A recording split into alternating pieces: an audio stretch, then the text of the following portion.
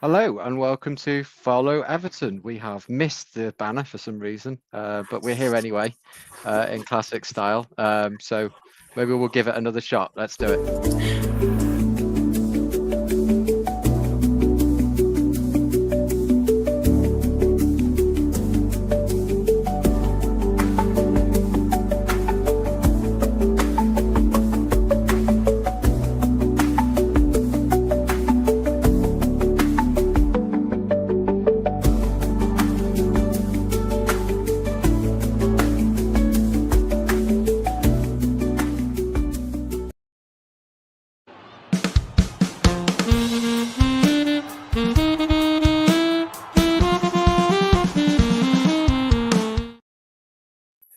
Hello and welcome to Follow Everton. It's me, Stevie, and my good friend Elliot is a big Man City fan, and we're previewing the Everton v Man City match, which is on Saturday at 3 o'clock. I know that's an unusual thing, but how are you, Elliot? How's it going? I'm good, thanks. Looking forward to a long weekend. Yourself? Yeah, good, thanks. We'll see what happens at the end of Saturday and see who's in the best mood. At least you've got something to play for. I'm not sure what we're playing for other than the last three games at Goodison, which are all big events at the moment. I think Do you you've have any accepted memories? that, though. Yeah, So you have do you nothing have to any play for. memories of going to Goodison? How do you feel about this last bittersweet match where City take themselves across the motorway to Goodison for the final time? I've been a couple of times. I'm glad I did. It was a really good stadium to go to, although the view from the away end could be a bit iffy.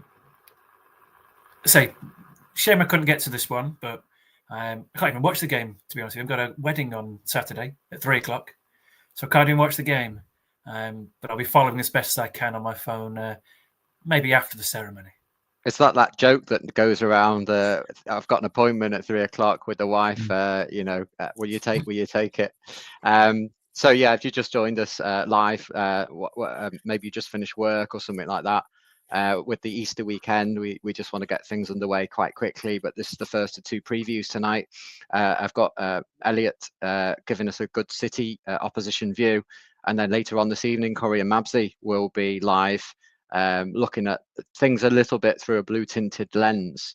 But there's some news that's just come in that I'm going to share with you, which is Everton's final fixture of the ever at the Old Lady has been announced at 12 noon, which I'm finding very, very bizarre. But I guess that's all to do with policing and all of the other matters that go with it. It's Elliot, this has been something that's been on tenderhooks. Everyone's trying to work out, okay, when's this final game?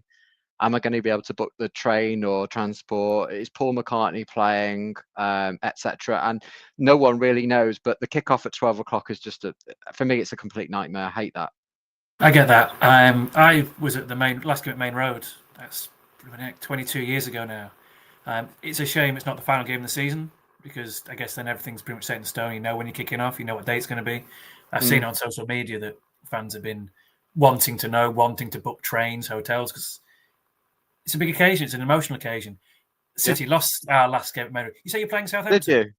Yeah, we You play say you're playing? Southampton at home. We played Southampton as well. They beat Really? us. They beat us. It Wow. was Okay, we need it to was watch out for such a that. come down. It was because the whole day was really emotional, and then we lost. Oh dear. Yeah, yeah. So what are your tips? Having been there at the last day of the season for Main Road, a ground that I've not got fond memories of. My last match there, Everton lost 5-0, and I think most people walked out at half time. What would you recommend for Blues, kind of looking at that final game? We will get into Man City, of course, but 12 o'clock kickoff. How do you react to that? I mean, that's so early. It is early. I quite like a 12 o'clock kickoff though. I say our last game on last Saturday was 12 o'clock. Well, 12:30. Gives a lot of time for a party afterwards. That's what I would say. Yeah. Back in 2003, it wasn't so easy to take a personal record of the game. You didn't have a mobile phone. Everyone's got that these days. Take as many pictures as you can. Because I can remember Main Road. I was only, I don't know, 14, 15, I think, in 2003. So I wasn't that old. I can't remember it too well. There aren't that many pictures really from, say, that game or that season or from before that even. So take your pictures because Yeah. that's what you'll keep with you. Just going to put that little breaking Yeah. news in case everyone's kind of just joined us and all the regulars are coming in now. But yeah, it's great to have your company. It's great to have everyone watching, whether it's now or whether it's at 2:59 p.m. And of course, this is probably Everton's last Big Six. I want to say Big Six. I mean, it would have been, you're reigning champions. What on earth what on earth has happened, Elliot? What has gone wrong? What's gone wrong? We're fighting for a Champions League place. That would have been pretty good a few years ago, right? I was thinking about it. That's my son's 7 years old. It's the first season in his lifetime where we've not finished first or second, which Right. I think is quite a good thing. We can't always expect to win the league. It'd be boring if we did. I mean, though I guess you'd probably prefer us to win it this year than Liverpool. But hey ho. I mean, to be honest with you, I think it had been coming even last year. Even though we still got 90-odd points, you could see in a lot of games we were just getting through, doing just enough. This year, it's sort of come home to roost. Losing Rodri hasn't helped. It's not the be-all and end-all, but losing Rodri didn't help. Players getting older. I guess bringing Gundogan back in, although he's played a lot better recently, and I expect him to play on Saturday. Getting up to speed took time. Older players, sort of not losing their legs, but not being able to have the influence that they once had on the game. De Bruyne being, an obvious one, suffering from the same sort of thing as well. Bernardo, relying on them has worked in the past. It's not worked quite so well this year. I get it, and I see that kind of the aging team and that side of things, and how that could be a big factor. It's not like the wheels have fallen off, but there's been such a peak that it's felt that you've kind of really lost momentum. And I think momentum's key, because from the outside, you lose a few games, the doubt comes in, and then you start thinking, are you going to win every game? At one point, City were so invincible, a bit like how Liverpool are right now. Yes, there's a lot of Evertonians watching this that we've been kind of hanging on to Man City as like a second or third side, because they've given us that ability to keep Liverpool at bay. Yeah. That hasn't happened, and I don't think anyone's really blaming City. I mean, that year when they finished like a point above Liverpool was just crazy. I think we've done a good enough job, to be fair. We've beaten them out by a point or two on I think 2 or 3 occasions. So without us, you'd have had a much worse time. We're going to get back into the match in a second. Just to let you know, breaking news: Everton v Southampton's at 12 o'clock on Sunday the 18th. I'll need to probably book the train. I mean, it's a bit ridiculous, but it is what it is. It means that if they are going to do parties and all of that, then it will happen. I'm sure this will be something that we talk about. And I'm pleased to say that to join the banter and to make it Everton 2 City 1, I've got Corrie with me. Corrie, you've kind of helped to swing things in our favour early on. How are you feeling about the Everton City game? We've got Elliot here. Hi, Elliot. Nice to see you. Corrie. Nice to meet you. So I'm quietly confident. I'm not going in expecting a result or anything like that. We know the quality that City have, and I would say that if Elliot wasn't here as well. But we're at this moment in time, we'll have a go at anyone. Obviously, Liverpool, the top team in the league. We've played 1, 2, and 3. We've got a narrow defeat, a draw, and a victory. So I'm going into every game thinking that we should at least be combative. Now, I think City are really hitting a rich vein of form now. But they've been okay since the turn of the new year. That's when obviously all the victories that they were expecting were losses and draws. They've been getting a few more. They've been doing a lot more as you expect in terms of the results they're getting lately. But there's still that side of them where I do think if we put the effort in, they can be got at.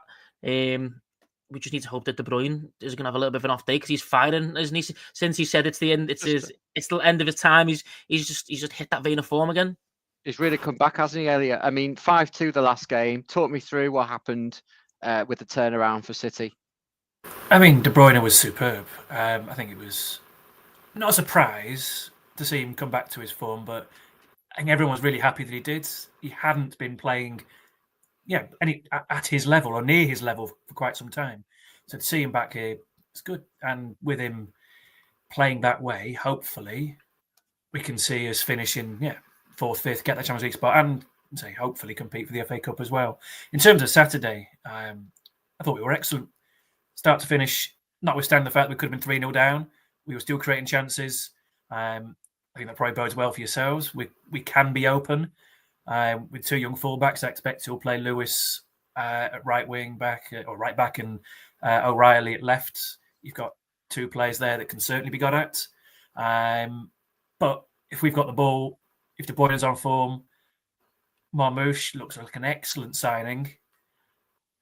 Can certainly see us scoring a few, but I think a really good game. I think I was surprised at your form. I had you winning quite a few games in the last 6 or 7 games, but I think what you said, Corey, is right.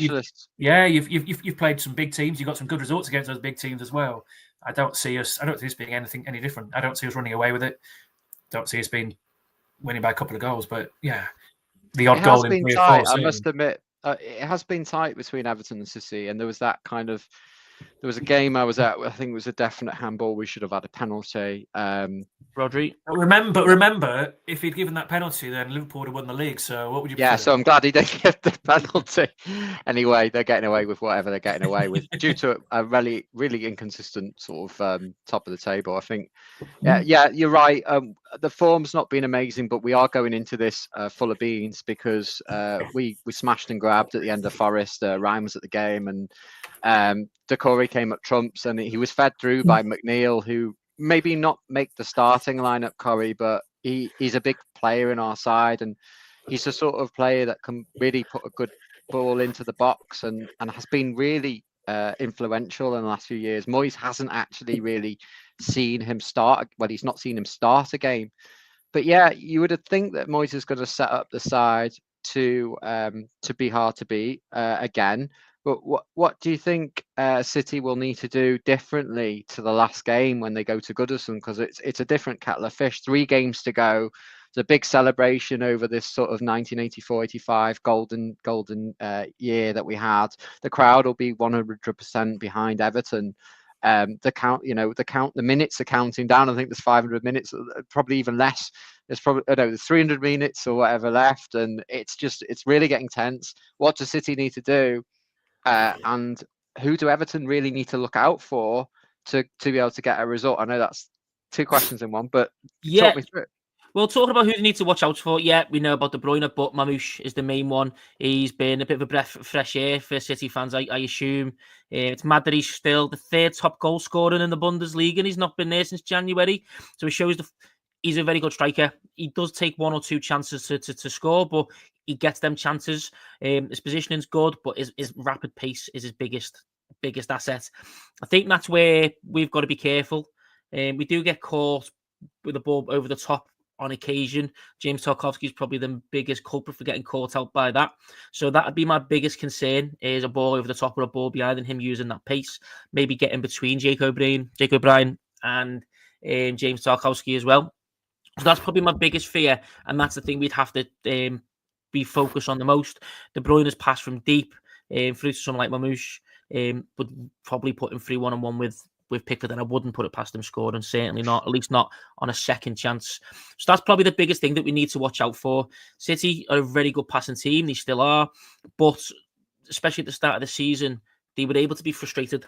If you sat back and you were deep and just instead of just sitting in your box, just pushing up just outside that box, teams struggled, and that's how they struggled against us as well.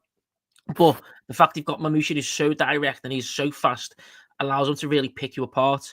We need to not get too ahead of ourselves. Obviously, we controlled the game against Forest. That's not going to happen against City, but we just need to be careful. And I think Moyes is going to do this by not allowing the likes of Jacob Bryan to push as far forward as he usually does. I can see Decore maybe playing a bit deeper than he does typically as well. Instead of a 4-2-3-1, it'll just be a 4-5-1 essentially. That's what I think will be the case. Yeah, I think spot on. You probably will see Everton camp back a little bit to try and nullify that. If that's the case, Elliot, and we've seen this in previous years, especially at Goodison, where Everton will be happy for City to have the ball. How are you going to break us down? And who do you look at the Everton side and go, that is a problem for us? Are there any players in our side that would make the City side? Save your comment, because I'm sure you've got a different view on it. I say first off, I would say, how are we going to break it down? It's just you're right. Pass. But with someone like Marmoush, you've got that option over the top or through the middle as well. Is there anyone in your team that we'd take? Pickford? I mean, squad players maybe. Pickford, no. He'll have a blinder now. I've said that. Yeah, he probably will. He has a blinder almost every game, doesn't he, Corey? Yeah. I mean, Southall's come up and say he's average, but to be honest, he's a cracking goalkeeper. He's a cracking goalkeeper. I think I don't think Ederson will play, but with Ederson, you've got the best ball playing goalkeeper in the world. He's not the best shot stopper, but you've got the best ball player, and that's why he suits our team so well. Ortega, not quite as good. I expect him to play. Ederson went off injured. He's hurt his groin, so he's not as good at his feet. That's a good opportunity for you because he plays the ball differently. He invites the players to press him and then looks for someone to bypass. That could be an issue. He's had a couple of issues with that throughout the season. But hopefully, he got on the ball. Gundogan works well again. De Bruyne is on form again. Nico and Kovacic in the middle, if they're playing, they played really well on Saturday. Get them together. And I'd really like to see Oscar Bob getting a game as well. I think a lot of City fans would. You might not be too familiar with him, but this was going to be his breakout year. He played well throughout the end of last season, got good opportunities, played well pre-season and the Charity Shield as well, and then broke his leg the week before the season. Just come back, just starting to get back to fitness. Whether he starts or not, I don't know, but I'd like to see him getting a good chunk of time. And if he gets the ball down the right wing, he's really tricky. Do you see them playing pretty much the same side? Sorry, go on. I was going to say, was he the lad who did he score in a drumming of someone? He scored like the last goal, didn't he? And he's been injured for the first half of the season. Is that right? He scored last January, I think, against away at Newcastle, 92nd minute. Yeah. You say tapping. It was a worldly touch, and then he took it around the keeper. Yeah, I was at that game. It was one of the best away end celebrations I've been part of. He's a phenomenal talent. Yeah, was you going to say, does he play on? Typically, is it the right hand side? He typically plays. Yeah, left-footed off the right hand side. Yeah, and is that obviously because you've got Savinho now, and I thought Savinho was going to have a really, really good season for you. Very pacey, very tricky, and I thought he'd kind of had that dynamism that you used to get from Riyad Mahrez, except he actually had a lot more pace than him, and he's flattered to deceive a little bit this season. He's struggled to get consistency at times. He's still shown obviously flashes of brilliance. So is it a case of, because he's been in and out the team, is it a case of that if Oscar Bob does come in, that maybe Savinho will go over to the left-hand side where he started off at the start of the season? Potentially. I think, as with a lot of pet players, you see the best out of them in their second season. I think every City fan is really excited about Savinho. He's a quality footballer. He has played well on the left. I know a lot of City fans would like to see him on the left as well. But he seems to prefer the right. I'd love him to get a few more goals. I think he might only have 2 this year. 6 or 7 assists. So get that goal input up. And I think we'll see that in year 2. That said, you're right. Get him the ball. He's always making stuff happen. Him and Doku, they're similar. I think Savinho's got a higher level of end product. Doku, you've never seen a player like Doku able to beat a man. But the end product isn't always, it's not always there. It's rarely there, which makes him a really frustrating player to watch. Very exciting to watch, but very frustrating at the same time. Great talent, yeah. Seems to do better for Belgium when it comes to the final ball. I've just put up the head-to-head here, which is basically storytelling Everton season, really. The goals conceded are so close to Man City, who are obviously now pushing Chelsea and others for a Champions League spot. The goals scored for our side have been pitiful. I mean, it's really only since Moyes came in that we've got any scoring boots on. We're in 13th, you're in 5th. You could argue that that's not a bad gap. If you told me that we were only going to finish eight places behind City, I thought we'd be probably finishing in the top 10. But, the story is that we're hard to beat. We're resolute when it comes defensively, and we seem to be improving, in my opinion.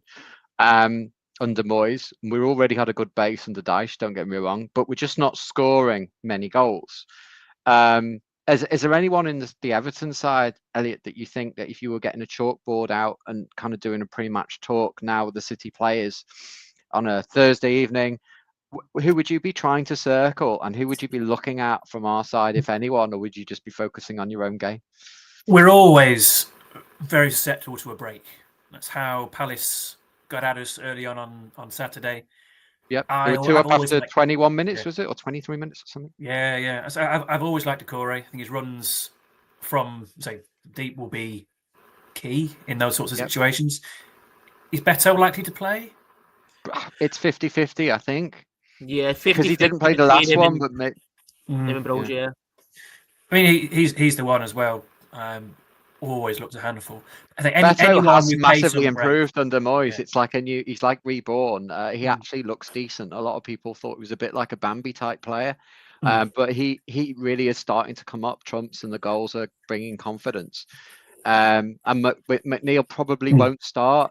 The suggestions from Moyes' press conference that he probably will start on the bench. There'll be no need to risk him. But we've got Ndiaye in the team again. Oh, he's a good player, isn't he? I like him. Yeah, it's good to hear that from an opposition fan. Yeah, he's great, and it's his first season, and he's probably the top creative player in the side. With McNeil and him on the same side, Everton will probably look a lot better. We've not seen that. We've also got Alcaraz, who's come in and done quite well as well. So we're solid. We're not spectacular going forward. Calvert-Lewin's still out. He might make the last game of the season if he's even about. I don't know what's going to happen there.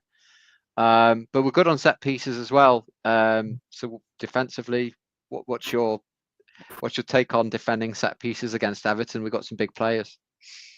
It's always going to be a challenge. I think Diaz is a very good one-on-one defender. He will certainly play. I think it's the only question mark is if he plays Kusanov at all. And where does Gvardiol and O'Reilly play? I think he'll keep it the same. With Gvardiol and Diaz, you've got two very good combative players. The rest, how we deal with, how all the rest of the team deal with the threat from set pieces, that leaves me worried a little bit because I think we're a little lacking in the air and physically, certainly from say defensively point of view. But we'll see, and that might be a reason why we see Kusanov come back in, who's really quick. But I guess we'll see. He's moved away from playing Gvardiol at left back over the last few games, which has been really good. That's from Saturday. Yeah, a bit of a Blue Peter moment here from me. So yeah, I mean that's last Saturday, or it was last Saturday, wasn't it? So just on the topic of that, really, you had 5 scorers, of course. Do you expect the same team to just go back out? I would, as I said earlier, I'd like to see the same team. I expect Ortega to play. I'd like to see the same team. I like McAtee. I think he played well. He missed some chances. He missed a good header in the first half. He had a good chance from a pullback as well, but there's a player there. The only way he gets anywhere in our team is if he plays regularly. I'd give him another game, start him, and that's where Bob comes off the bench. He replaces McAtee. And then you've got Savinho and Doku as well. I'd keep it the same. Yeah, obviously, you've got decent. Obviously, Pep's a little more qualified than me to make that decision. What happened last week? Was De Bruyne in a false 9? What? No, he was. They chopped and changed around the front. Was it front 4? But in some cases, McAtee was the striker. Then it was Marmouche. It worked really well. You had Marmouche popping up on the left, then the right, McAtee, then the right, then the left. He assisted, part assisted the second goal from left wing McAtee, and then you are Marmouche putting it in the centre spot. So they're all interchangeable. And if Haaland's in this side, it gets reshuffled around. But how much of a different edge does he bring to the side? He attracts the attention of the opposition, which I think it's a really good thing. In that if we had him on here, if you had him playing tomorrow or Saturday, then you'd have the centre backs all wondering where he was. Not quite the case now, but it's not a conspiracy theory. But a lot of City fans think that perhaps we might play better without him. We've got 11. So he's not the greatest. I will have him, won't we, Curry? I'm very happy to have him. I think he nearly came to Everton, didn't he? On trial as a teenager, mould. Yeah. Really? Really? Yeah, it's not even a joke. Yeah, I've sounds never heard like that one. before. I say you're never getting a better striker. No, never. A better He's a goal scorer beast. you will not find. Question. He's an absolute beast. Yeah. Question for you, Elliot. McAtee, is he left-footed or right-footed? Left. Left-footed. Left. Okay. Because the way probably a common thought amongst a number of Evertonians is Michalenko, although obviously he's a left-footed fullback, he's usually a bit more comfortable on squaring up against your inverted midfielder, someone who want to cut in. So even though it goes onto his weak foot, he's quite comfortable with that because he's not rapid for pace. We can always get beaten around the outside. That's why I thought potentially, I know McAtee played previously, someone like Savino and his pace, I would have thought maybe that'd be where my other concern would be, is him out wide and really, really trying to get round with his trickery round Michalenko. Hopefully, and then aware of on that. The flip side, Savino in. Yeah, I don't think he is watching this, but hopefully he's not listening to that. And then go forward for us as well, obviously. So Rico Lewis most likely to play. I know you've played Matheus Nunes there a bit, haven't you, as well this season? So again, if we're going to attack Manchester City, I think the best thing to do is, like you've mentioned here with Ortega on, he's not the most comfortable on the ball. Press high up, but what will likely need to happen is our wide players will need to push up onto the fullbacks as much as possible. So then if Ortega does have to get rid of the ball, especially someone like Rico, because Nico Rowley's got some good height to him for them lad playing at fullback. I think Rico Lewis would then be where it's gone at, where if you put that pressure on him and put that, essentially just attack him, especially when the ball makes its way to him in the air from Ortega, you can maybe force a couple of turnovers there. I think Njai's tenacity at doing that is probably where our best chance is going to be. Is that what you see potentially being an issue? Obviously, Njai, our left-hand side, our strongest point anyway. Do you reckon, like you said, him getting at and putting that pressure on Ortega and Lewis is going to be where we can maybe get some high-up turnovers against us? Yeah, I'd agree. I like Lewis a lot. He's a good player. He's not physical enough. He's not tall enough, but it's not necessarily something he can control. I'd love him to do well, but yeah, I think he is susceptible. We got over the top. He's not that quick. He's not that tall. You see a lot of teams target him for that reason. But we play him because he links up play so well. And he when we're playing well, he does look good. You get on the ball, he links it up well, he creates stuff. Hopefully, if he plays, he'll do that again. You mentioned Nunes there. He's definitely a more physical player. Absolutely not a right back. So if we play him, there's pros and cons with it. He's very physical. Apparently, he's the second quickest footballer in the league this year. Not that I think City fans can believe that. Doesn't show it consistently in games, but he's certainly more physical. Whether he's going to play, he'll play one or the other, I guess. He won't play Kuzanov there. He hasn't done all season. I'd like him to play Lewis. I think he played well on Saturday. He deserves that chance. If we play well, he'll play well. Nunes is a constant source of frustration for everybody. How are City fans coping with we spoke at the start of the show, the downfall, the relative downfall? How are City fans reacting to that? Because from our point of view, obviously we're disappointed, but how is that? You know, you got 52,000 to the last game. You were 2-0 down with the groans, and how are people taking this kind of new City style lineup? Obviously, you can't mitigate for what's happened with Haaland with his injury, but like in terms of your fall from grace, are you still behind Pep? Of course, you can't wish for a better manager. You cannot wish for a better manager than Pep. You could have Moyes. Just kidding. You got to remember as well that City fans have been through a lot worse than this. Yeah, I remember. I was at Wembley in '99. I was at Wembley in '99. I remember that. I remember the pace year when we scored 10 goals at home all season. We've had significantly worse than this, and we didn't have 50,000 in the ground then, but we had we had good support. So it's pragmatic. They've kind of got context, yeah. Because I mean, United have got used. United, I'm sorry to swear for you, but United have got used to this mediocrity, right? I think that they don't like it, but they're now tolerant of it. Our mediocrity is like we're better than Ipswich. City obviously been winning the league, and you should say you've got a 7-year-old that's not seen you either win the league or finish second. So, but it's a big fall. Do you think you'll fight back next year? It'd be tough. It really will. I don't see Liverpool being quite as good, but I see Arsenal being better. I see Newcastle continuing as well. I can see them being better. The league is going to get harder to win. I was speaking to some mates after the game on Saturday that the hardest thing in the league is there are so many teams who can take points off you. You go away to Palace, you go away to Brentford, Bournemouth, you play them at home. These are really good teams. It's why Southampton, Ipswich, and Leicester are going to go down with not many points because they can't compete with those teams anymore. There are so many good teams. 100%. There's like 15 teams where you feel that on their day, like we beat Forest away, you would never have called that. You would never have called that. No. But there's also the fact that Forest have come from nowhere. Yeah. And they're suddenly like competing right at the top. And I really hope that happens to us. Moyes actually came out recently in an interview and said that that's the sort of thing that he would love to see happen. Although you just don't know whether it's a one-hit wonder. But you're right. The magic about the Premier League at the moment is the fact that you can have a lot of unpredictable games. Yes, the bottom few tend to be about nailed on. And we were very predictable for a time. You could pretty much predict that we weren't going to score and probably not get more than a draw in every game.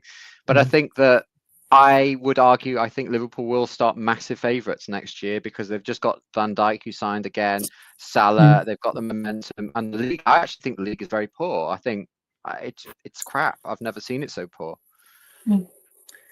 It's an interesting thought. It's an interesting thought. You do have to look where the star players are around Europe. Where are they? There's not so many of them in the Premier League. I think people are moving on.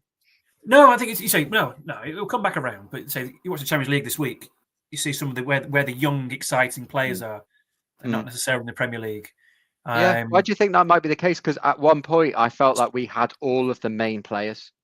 Apart from Messi and a couple of others, we had all the stars. I feel like we've not got that. It's not as golden as it was. It's a cyclical thing. It will come back. And I'd expect Liverpool to go and break the bank for a striker. I'd expect Arsenal to go break the bank for a striker in the summer as well. Whether they come from abroad or say just go and buy Isaac from Newcastle, I'm not sure. But you'll get a top quality player coming in again. And that will improve the quality of the league. Well, I know a lot of Arsenal fans who are really relishing on what happened last night. Congratulations to them. They're going ahead and great goals, going through deservedly to play PSG, who narrowly got through against Villa. And I think the Champions League, certainly this year, is quite a good neutral spectacle. Now Liverpool are out, and semi-finals are kind of really exciting, with Barcelona. And you're right, they've got some great sides. PSG have gone from a team of stars to a team that are playing well together. And I just hope one day we'll get to see in our new stadium Everton play in the Champions League. But right now, I'd be happy with the Europa, the Europa or whatever they call it, the Conference League, or even the Tiddly Tots Championship, whatever they want to call it. Well, we're going to kind of wrap up soon because I don't know whether we're going to go live again later on. But it is customary to put people on the spot. And so I'm going to start with you, Elliot. I'm going to let you call the shots. I'm going to let you be brave and we'll counter it. Well, I take part in a prediction competition at work. I'm always pessimistic, so don't read too much into it. But I did go 2-1 Everton. Oh, my God. I am naturally pessimistic. I don't... Say last week, I thought Palace would beat us last week. And that did not turn out right. So hopefully... we'll get the same outcome again and we'll put 5 past you, but I don't see that happening either. It's got to be a hard game for you. I mean, I don't often say that, but I really do know it's good. Well, I just think now we've got 3 o'clock kickoffs and a 12 o'clock binge fest or whatever you want to call it. Corey, now you've reflected on the fact that Elliot's come on and actually gone in with Everton. What are we doing now? I mean, I'd like to just go straight positive, but I had a belief in my mind that it was going to be 1-1. I'll probably stick with that as well. So I go 1-1. We take them. They take the lead. We get like a 70, 80th minute equaliser through Beto. Interesting. I think that's a reasonable. It's a reasonable prediction. Yeah. I'm going to go 1-0 for Everton with this one. I wouldn't normally be backing us, but I think just with the home crowd, I think we're just going to just keep it very tight and maybe nick it with a corner or something like that. So it's it's a hard game to call. I mean, naturally you could suggest it could go either way, but certainly not big amounts of goals between the side. I don't think it's going to be a big goal difference. Yeah, it's just good to put some names. So one of us will be correct because I think we've done a win. Well, I hope we're all incorrect and City come out with 3 points, but we'll see. Yeah. Okay. Yeah, of course, you're right. But yeah, there'll be more from us over the weekend, match day previews and so on before the kickoff, and of course post match. We'll try and get on as soon as we can. Now, just to say about that, sometimes it's very hard coming out of Goodison. We do try and get on as soon as possible, like what happened with Ryan at Forest. It can be intermittent with signal. Just bear with us. If that happens again outside Goodison after Everton's terrific win against City, we will be on as soon as possible once we get to the car parks and so on. Car parks, remember, this is 3 games to go and we've got a car park, because next season it's going to be walking time or sand hills and all of that chaos that's going to come. And of course, if you just joined us, Everton's final fixture is going to be at 12 noon. It's a bit crazy. You probably need to leave the crack of dawn, but it is what it is. Elliot's reassured us that it's going to be a great day out anyway, and we'll probably forget the game, and whether we win, lose or draw to Southampton, it doesn't matter. The big game for Everton this weekend is City. Hopefully you've enjoyed the preview. So from Corey, from Elliot, from me, up the Toffees and have a good evening. Cheers.